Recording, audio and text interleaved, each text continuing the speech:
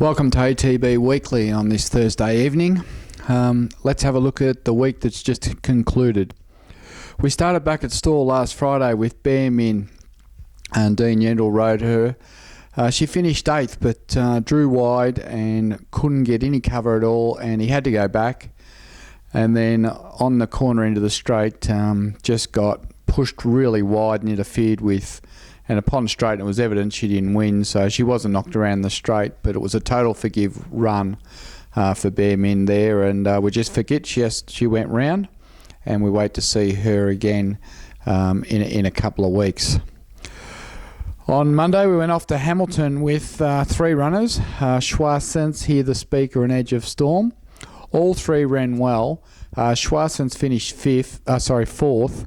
With Ryman Maloney on board, and once again she was just a victim of a lack of speed and got caught back on the rail and hit the line okay to run 4th, but she needs to get back. She needs speed on, and she needs to be making a run out wide, and I think you'll find that over 1600 metres she'll be able to settle in the right spot, and a win's not too far off for Schwarzens. Here the Speaker went round at Hamilton also in a 1200 metre race with Dean Yendall on board. Change of tactics here. Rode her back and looking for her to be strong late on the line. She jumped out, and you could see that she wanted to lead, and Dean had to restrain her, and she just looked like she was ready to explode. But, I thought her run was good. Got going late and was good to the line to run 4th, and I think once she learns how to settle in her runs and breathe and get into a rhythm, she'll be good late, and I don't think she'll be far off winning a couple of races either. And our final runner at Hamilton was Edge of Storm, who finished 2nd, probably just a little bit unlucky over the 1600 metres. The first 2 horses ran away from the rest of the field, and Edge of Storm's probably not far off a win either. So all in all at Hamilton on Monday, no winners but 2 fourths and a second, and all horses very, very close to winning. On Tuesday we went down to Flemington for the Melbourne Cup, where we had 3 horses engaged in the Cup: Jackalbury, Tactor Boy Strine and Unusual Suspect. A big day for all, and a big thrill when Jackalbury hit the line very strongly to run into 3rd place behind Green Moon.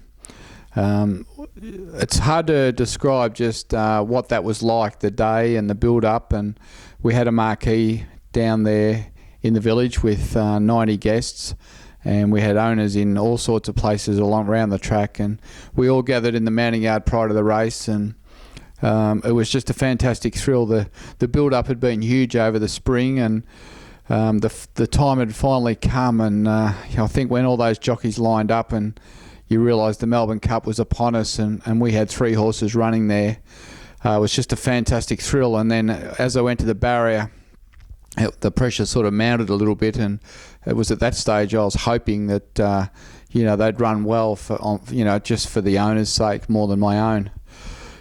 Colin O'Donoghue, Marco Botti, Alex Cairns, who are all associated with Jackalbury, were just simply outstanding. Jackalbury jumped from a wide gate, and somehow we managed to get him in on the fence very early on, and it was evident to me with 1,000 to go that he was going to be in the finish, or he was going to be extremely disappointing with the run he'd had. He'd done no work at all.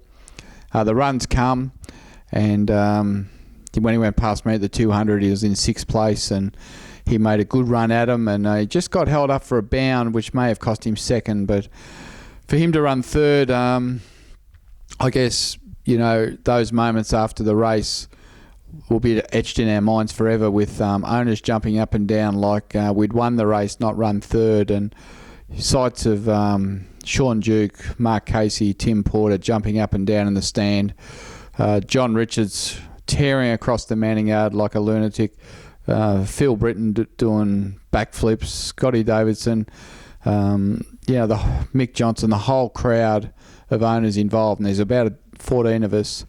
It was just fantastic, and we really enjoyed the moment, and we really enjoyed the night that followed. We went down to Crown Casino where we had a function, and it was a winners function. It was just felt like a celebration where we'd won a race, and congratulations to all the owners in Jackalbury, and it was just a fantastic day and one that we won't forget, and I appreciate everyone who came along and supported us on the day, and just the hundreds of text messages and emails that we've received. That we haven't been able to respond to all of them yet because we're still trying to get our feet back on the ground, but it was such a thrill, and congratulations to the owners, to the trainer Marco Botti, and once again to Colin O'Donoghue for a sensational ride, giving that horse every chance. And he's pulled up pretty well, Jackalbury, and tomorrow we'll make a decision whether we go for the Japan Cup with him, which is another whole adventure. So he's been a great horse for us since we've owned him. He's won $1.3 million,